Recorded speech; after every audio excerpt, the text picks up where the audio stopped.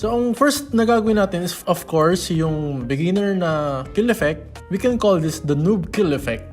So, yun, di ba? So, ang first step natin is punta tayo dito sa, sa project file natin. And then, gawa tayo ng bagong adjustment layer. Yan. New adjustment layer. Tapos, rename natin siya. Tawagin natin siyang, siguro, noob kill effect. Yan, kasi basic lang yan, di ba? Yan. Tapos hanapin natin yung part kung saan natin ilalagay yung mismong kill effect niya mismo. So kita natin dito, ang marker ko dito is pag lumabas na yung green. Ayan, may green na siya dito. Yan yung marker ko. So lagyan natin siya dito. So tapos nun, ang next natin is punta tayo sa Lumetri Color. Since ang sinabi ko sa inyo is parang magka-flash lang siya. So let's say, taasan natin exposure. Siguro ganyan, mga 3. Huwag naman overexpose, masyado na masakit sa mata, parang na-flash ka talaga sa Valorant. Ayan, tapos punta naman tayo dito sa effects controls.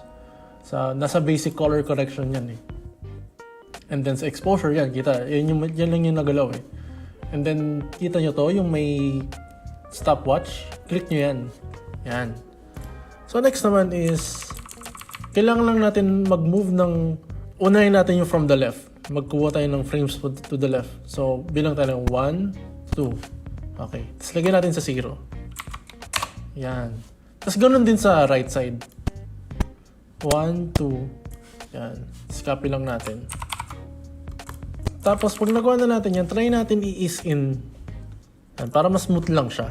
Tapos gagawin natin is puputulin natin. Wag naman dito sa sakto. Magbigay tayo ng isang frame. Yan. Kita tayo ng isang frame. Yan. Yan, lagay tayo. So, pag pinlay natin siya, diba? Sobrang simple lang niya. Pwede niyo siya gamitin sa cut-to-cut na mga montage nyo. Pwede rin naman kung gusto niyo lagyan ng slow-mo. Pwede rin naman. Nasa inyo naman yan kung anong trip nyo.